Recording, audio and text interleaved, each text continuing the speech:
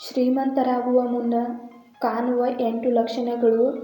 ನಿಮ್ಮ ಅದೃಷ್ಟದ ಬಾಗಿಲು ತೆರೆಯಲಿದೆ.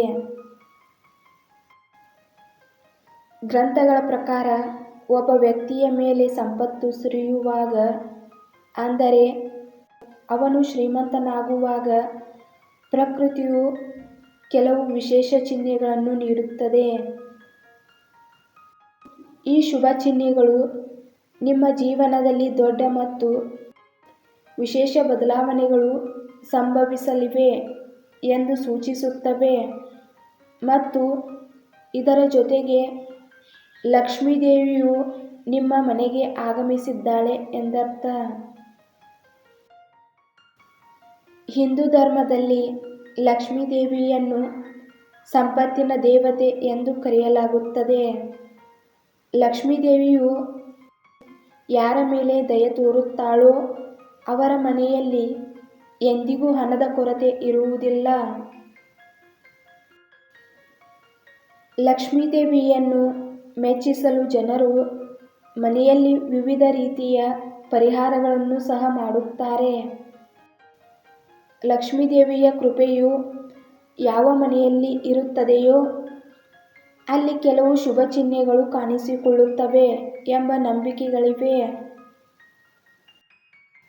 ನೀವು ಯಾವುದಾದರೂ ಕೆಲಸಕ್ಕಾಗಿ ಹೊರಗೆ ಹೋಗುತ್ತಿದ್ದರೆ ಮತ್ತು ದಾರಿಯಲ್ಲಿ ನಾಯಿಯು ತನ್ನ ಬಾಯಿಯಲ್ಲಿ ತಿನ್ನಬಹುದಾದ ಸಸ್ಯಾಹಾರಿ ವಸ್ತು ಅಥವಾ ರೊಟ್ಟಿಯನ್ನು ತರುತ್ತಿರುವುದು ಕಂಡುಬಂದರೆ, ಅದು ನಿಮಗೆ ಯಾವುದಾದರೂ ಹಣದ ಲಾಭವಾಗಲಿದೆ ಎಂದು ಸೂಚಿಸುತ್ತದೆ.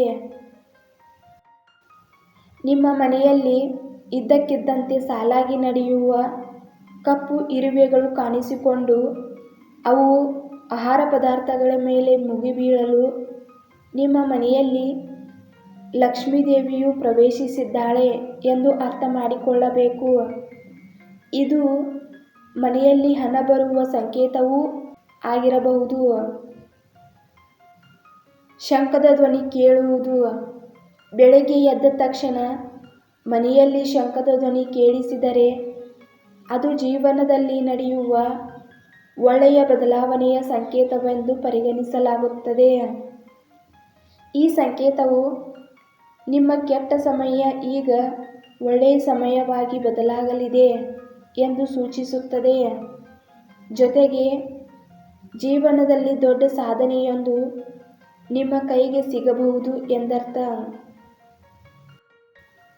ಮನೆಯಲ್ಲಿ ಇದ್ದಕ್ಕಿದ್ದಂತೆ 3 ಹಲ್ಲಿಗಳು ಒಂದೇ ಸ್ಥಳದಲ್ಲಿ ಕಂಡುಬಂದರೆ ಅದು ತುಂಬ ಶುಭವೆಂದು ಪರಿಗಣಿಸಲಾಗುತ್ತದೆ.